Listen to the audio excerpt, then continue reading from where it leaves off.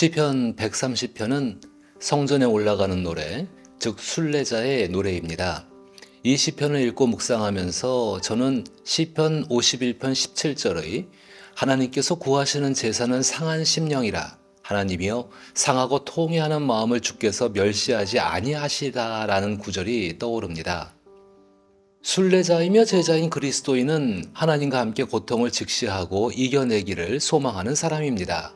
기도는 그런 소망으로 살고자 하는 사람이 심령이 상했을 때에 자신을 존귀하게 생각하시는 하나님을 경험하게 합니다. 시편 130편의 시인은 고난과 고통으로 인한 절망, 외로움, 그리고 기다림 속에서 기도하고 있습니다. 누구나 고난과 고통을 통해 절망, 외로움, 그리고 기다림을 경험하게 됩니다. 이러한 고통과 고난 속에서 사람들은 자신의 심정을 누군가가 이해해 주기를 간절히 원합니다. 그런데 고난과 고통 속에 있는 시인이 느끼는 괴로운 심정은 누구도 알 수 없고 느낄 수 없습니다. 홀로 감당해야 하는 고난과 고통 속에서 느끼는 절망, 외로움, 그리고 기다림 속에서 시인은 하나님의 말씀을 의지하며 소망을 잃지 않고 하나님께 자신을 표현합니다. 이러한 시인의 모습을 통해 우리는 하나님께서 소망을 품고 기도하는 사람을 결코 가볍게 여기지 않으시는 하나님의 심정을 이해할 수 있습니다. 이런 생각을 가지고 시편 130편을 생각해 봅니다.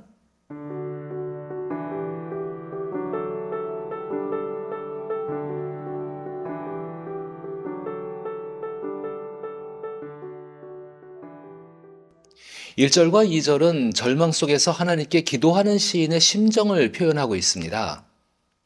1절의 내가 깊은 곳에서 라는 표현은 고난과 고통으로 인한 깊은 절망감을 나타냅니다. 시인은 자신이 겪고 있는 고난과 고통이 무엇인지 구체적으로 언급하지 않지만 단지 마치 깊은 물속에 빠진 것과 같은 심정을 하나님께 표현하고 있습니다. 이처럼 기도하는 시인은 5절의 나 곧 내 영혼은 여호와를 기다리며 라는 표현처럼 일생을 기도하며 살아온 사람입니다. 그는 이미 하나님께 자신의 운명을 맡기고 하나님과 함께 살아온 사람입니다. 쉽게 말하자면 기도를 많이 하는 사람입니다. 그런데 시인은 무엇을 위해 어떻게 기도해야 할지 도무지 알 수가 없습니다. 이전에는 기도를 도망 속에서도 희망을 얻을 수 있었는데 지금은 하나님께 대한 아무런 감정을 느낄 수 없습니다. 마치 이 모습은 물에 빠진 사람 같습니다. 실제로 물에 빠져 숨을 쉴 수 없을 때 이성적으로 행동하기 어렵습니다. 그런데 시인은 무의식적이고 즉각적인 반응으로 하나님을 부릅니다. 이는 마치 베드로가 물 위를 걷다가 물에 빠질 때 주여 나를 구원하소서라고 외쳤던 심정과 같습니다. 그 순간 베드로는 무의식적이고 즉각적으로 예수님을 찾습니다.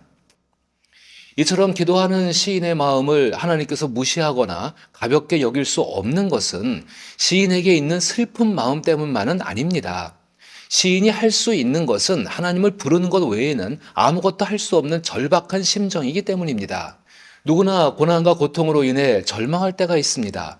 고난과 고통의 문제를 해결할 방법이 없어서 절망하게 됩니다. 그리고 하나님께 문제 해결과 그 방법을 알려주시기를 간구합니다. 더욱이 자신의 운명이 하나님께서 붙잡고 계신다는 것을 믿는다면 하나님을 느끼지 못하는 것은 마치 물에 빠져 숨을 쉴 수 없는 것과 같다고 스스로 여기며 구원을 주시는 예수의 이름을 부르셔야 합니다. 3절과 4절은 홀로 있는 시인의 기도하는 심정을 표현하고 있습니다. 우리가 이 구절을 생각하기 전에 기억할 것은 고통과 절망은 언제든지 죄와 죄책감을 동반한다는 것입니다.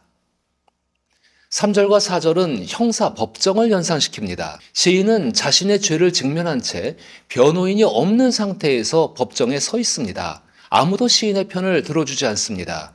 이미 시인의 죄는 유죄로 판명되었기 때문입니다. 시인이 죄를 용서받았다고 하더라도 그 죄로 인한 결과는 여전히 남아 있습니다. 시인은 자신의 죄악을 저지른 행동과 그로 인해 발생한 결과 앞에 서 있습니다. 시인을 법정에 세운 원고는 바로 그 죄악이며 시인을 고소한 고소자는 시인의 잘못된 행동으로 피해를 입은 피해자들입니다. 고난과 고통 속에서 홀로 남겨진다는 것은 자신이 살아온 모든 삶의 결과를 혼자서 감당해야 한다는 것을 의미합니다. 죄악의 요구는 시인의 죽음입니다. 피해자들이 바라는 것은 피해를 입기 전의 상태로 회복되는 것입니다. 이는 단순히 피해 보상으로 끝나는 것이 아닙니다. 만약 누군가의 마음, 생각, 감정, 인격, 가정, 그리고 현실의 삶이 죄악된 행동으로 파괴되었다면 그 상태를 원래대로 되돌려 놓아야 합니다. 그것이 진정한 용서를 받는 길입니다. 그러나 이러한 일은 불가능한 일입니다. 원고인 죄악은 시인이 죄악을 행할 때의 동기부터 시작하여 그 과정과 이후의 행위까지 증언하며 이를 뒷받침하는 증거입니다. 피해자의 고소는 피해를 입기 이전의 모든 것을 원래 상태로 되돌려 놓으라는 요구입니다. 이 요구 앞에 누구도 당당할 수 없습니다. 시인도 그 요구 앞에서 당당할 수 없습니다. 그러나 시인은 시편 130편에서 하나님의 이름을 8번이나 부르는 것처럼 하나님을 잘 알고 있습니다. 시인이 부른 하나님은 죄를 용서하시는 분, 그분께 소망을 두고 기다리는 사람을 찾아오시는 분, 풍성한 구원과 변치 않는 사랑을 소유하신 분, 그리하여 마침내 자기 백성을 구속하실 분으로 이해하고 있는 것입니다. 하나님께서 개입하시면 사태가 달라집니다. 하나님은 자기의 백성에게 적극적으로 행동을 취하십니다. 그분은 냉담하지 않으십니다. 그분은 거절하지 않으십니다.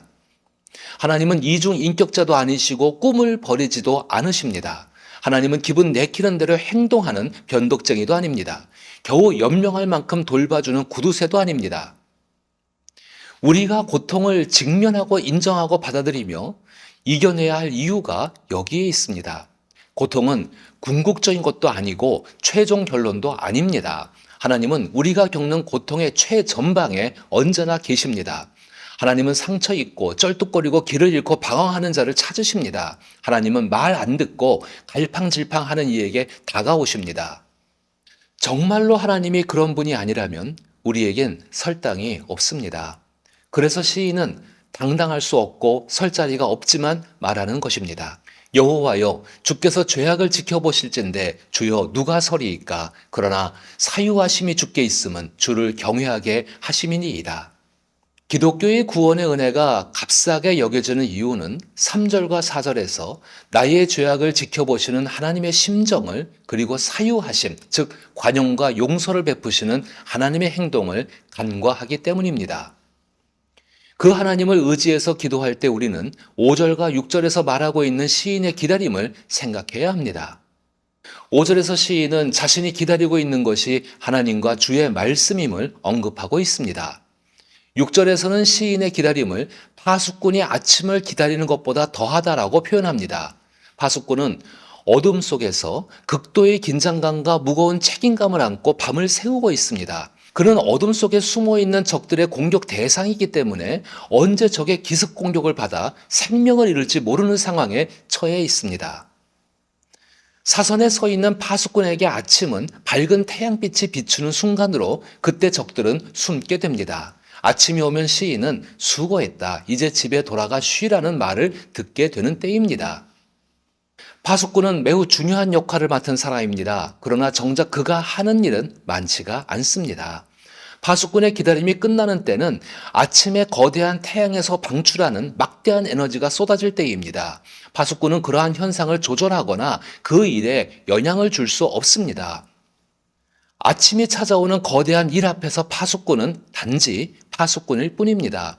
그러나 파수꾼은 아침 해가 떠오르는 새벽이 온다는 것을 알고 있습니다. 거기에는 어떠한 의심도 없을 것입니다. 그때를 기다리며 파수꾼은 위험에 대비해 경계태세를 취합니다.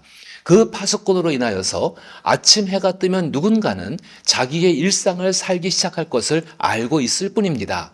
그러나 파수꾼이 밤을 새며 파수꾼의 일을 하는 것은 몹시 힘든 일입니다. 시인이 이런 파수꾼의 이야기를 하는 것은 시편 130편을 순례자의 노래가 되게 하는 고난의 실제와 하나님의 실제를 말하기 위해서입니다. 고난은 인간이 인간으로서 살아있다는 표시입니다. 오직 인간만이 고난 속에서 고뇌합니다. 동물들도 나름대로 고난을 당하지만 고뇌하지 않습니다. 파수꾼의 기다림은 고난 속에서 고뇌하는 인간의 참된 모습입니다. 파수꾼의 기다림 속에서 지키는 것은 곧 소망입니다. 하나님은 그 소망을 부끄럽게 하지 않으십니다. 하나님은 우리가 인간답게 살아갈 수 있는 우리의 존재를 보장해 주십니다. 우리가 고난을 받아들이고 하나님을 믿는다면 그러한 수용과 믿음은 우리의 삶이 깊은 데 떨어졌을 때 진가를 발휘하게 됩니다. 그러므로 바란다는 것은 아무것도 하지 않는다는 뜻이 아닙니다. 운명에 맡긴 체험 상태가 아닙니다. 그것은 하나님께서 의미와 결말을 준비해 놓고 계신다는 것을 확신해서 우리에게 주어진 임무에 매진한다는 뜻입니다. 그것은 거짓 영성으로 체면 유지를 위해 어쩔 수 없이 하는 일이 아닙니다. 허둥대고 염려하는 것이나 겁에 질려 필사적으로 눈가림이나 하는 것과는 정반대입니다. 소망한다는 것은 꿈꾸는 것도 아닙니다. 우리의 권태나 고통에 대한 보호장치로서 환상이나 공상의 실타래를 푸는 것도 아닙니다. 그것은 하나님이 하시겠다고 말씀하신 일을 반드시 이행할 것이라는 든든하고 확신한 기대감을 가지고 자신에게 주어진 일을 하는 것입니다. 이런 소망을 가지며 기도하며 기다리는 시인은 마음이 상합니다. 시편의 편집자들은 하나님께서 결코 멸시하지 않으시는 소망을 품고 기도하는 사람의 마음을 담고 있는 시편 130편을 왜 연속되는 성전에 올라가는 노래 모음집에 넣어 놓았을까요? 자신의 마음을 하나님께 표현하지 못하는 명목상의 하나님 백성들의 위선을 고발하고 참된 마음으로 하나님과 교제하며 순례의 길을 걷는 사람들을 위로하기 위해서입니다. 시편 130편의 시인은 선하신 하나님의 인격, 즉 성품을 신뢰하며 살아가는 신앙인입니다. 그러나 그는 고난과 고통을 겪고 있습니다. 이러한 고통은 절망감, 고독, 그리고 기다림을 초래합니다. 시인은 이러한 고통 속에서 하나님께 기도합니다. 그리고 그의 기도에 응답하시는 하나님의 인격, 즉 성품을 느끼게 됩니다. 저는 시편 130편을 묵상하면서 오래전에 들었던 이야기 하나가 떠오릅니다. 한 사람이 산 꼭대기에 있는 성에 도착했습니다. 그런데 탑 꼭대기에 이르려면 끝없이 긴 계단을 올라가야 한다는 것을 알게 되었습니다. 그 계단을 보고 주저앉은 한 사람에게 한 노인이 다가왔습니다. 그리고 이렇게 이야기합니다. 가장 낮고 깊은 곳에서 훌륭하게 일을 해낼 줄 아는 사람일수록 저 높은 꼭대기에서도 쉽게 그 일을 해낼 수 있는 법이다. 왜냐하면 낮은 곳에서의 일이나 높은 곳에서의 일은 본질상 하나이기 때문입니다. 이 이야기를 통해 고통 중에 있는 사람, 고통을 겪어본 사람, 그리고 고통을 겪게 될 사람들에게 시편 130편은 고통 중에 소망을 품고 기도하게 하는 안전장치와 같다고 생각합니다. 왜냐하면 어떤 고통을 당하느냐가 아니라 고통을 겪는 방식이 중요함을 깨우쳐주기 때문입니다. 똑같이 휘젓더라도 어떤 물이냐에 따라 악취나는 물은 더 지독한 악취를 내고 향기 나는 물은 더 상쾌한 향을 풍기기 때문입니다. 시편 130편은 우리에게 고난을 감내하라고 훈계하지 않습니다. 고난을 해명하거나 그것을 피할 묘책을 제시하지도 않습니다. 소망을 품고 기도하는 것은 고난을 피하는 방법이 아닙니다. 오히려 우리가 처한 고통의 시면에 들어오실 하나님의 출입 제한 구역이 없음을 표현하고 있는 것입니다.